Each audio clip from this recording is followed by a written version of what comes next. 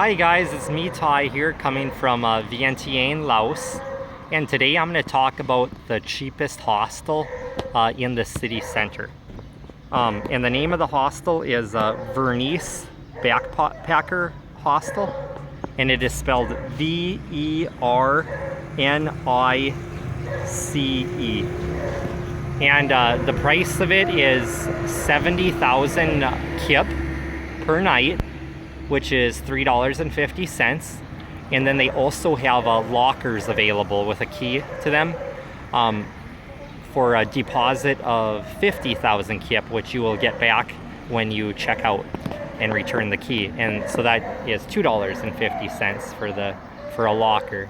And the lockers are big enough to fit your laptop in there and your valuables. That's as big as they are.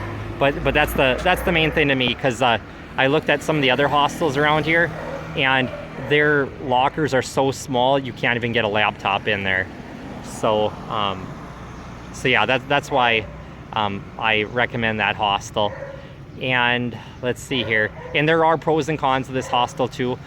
They do offer in the bunk bed or the dorm room for that 70,000 kip. They have two different dorm rooms. They have the girls' dorm room, and I think that holds 8 people in there.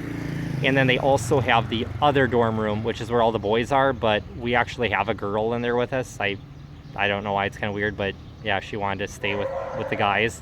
So we have that, and then we have 1, 2, 3, I think we have at least 4 singles rooms, and 2 of them do not have their own toilet in there. You have to share the toilet with all the dorm room people. And then the other 2 have their own bathroom in there and shower. And the price of those is 250,000 Laotian kip, which is $12.50. But actually, I do not recommend renting a singles room there, because it's a backpacker hostel, and we don't always have reliable water. Sometimes there's no water to the place and stuff like that. So I don't mind living in a rundown place as long as I'm getting it cheap, because it doesn't take much for a backpacker to be happy. But the thing about it is we have luxury hotels around here that are only 200,000 kip. So they're way cheaper per night. And some of them, if you do like a month at a time, those you can Jew them down to 180,000 kip. So whereas my landlord here with this one, with the Vernice, they will not go down at all. They're like, this is the price per night. If you stay 31 days, you're gonna pay that $12.50 per night. So it's definitely not worth it at all for that.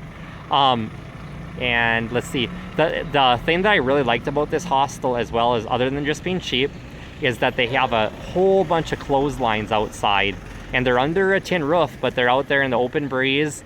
So that's always been a big problem staying at hostels, is so many of the hostels, they're like, yep, we have no place for you to dry your clothes each day, but you can pay us a bunch of money and we'll wash them and dry them for you.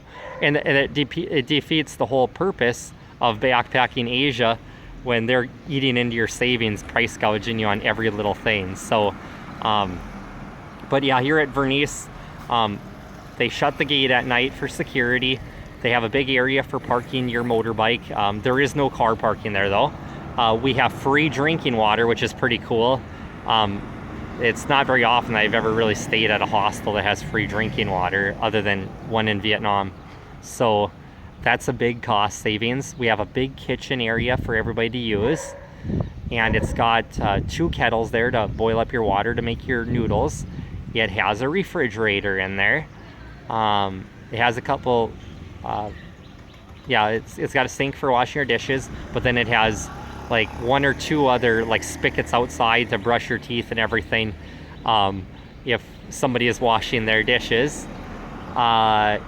And then some of the cons of it though are that we only have 1 bathroom in the hostel. So you got 8 boys in one dorm room, 8 girls in another dorm room, and then 2 couples in the other 2 rooms without toilets. So everybody is sharing that one bathroom, and it's got a Western toilet with toilet paper and a bum gun. It's got a sink and a shower, but only one person can be in there at a time. And then outside, we do have 2 outhouses, which they are the squat pots though. And one of them has a shower in there, so you can use that as a bum gun. And then the other one has just toilet paper, and it doesn't even have a bum gun in there. The one with the actual shower, the bum gun, that one doesn't have a lock on the door, so he has a piece of wire there, but it's broken and too short, so you can't keep the door closed when you're going to the bathroom in there. And like I said, it's squat pot, so you got to drag something in there to hold that door shut. And then the other thing about it is actually the worst thing there is the water.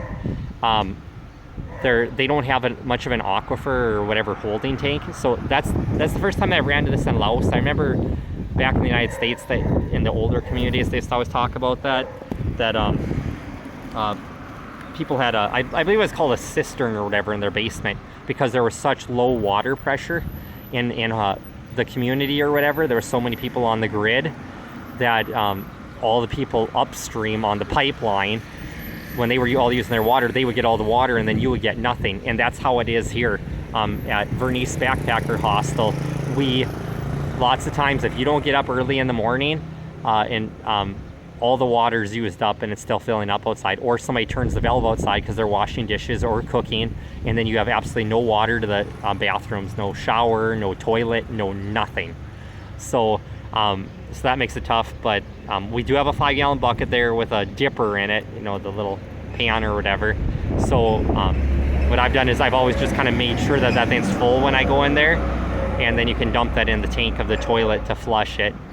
And then also, since before New Year's here, it's already the 10th, the light bulb went out, and it shares one light bulb that it's a fluorescent light bulb that stretches from one outhouse to the other one. That went out, and the owner has still yet to replace that. So you got to bring your phone in with your flashlight when you're going to go use the toilet in there. So yeah, it's pretty inconvenient. And what else about it? The internet's been really reliable. I have had it kick out like a couple times, but it's briefly for like 5 seconds, then it turns back on.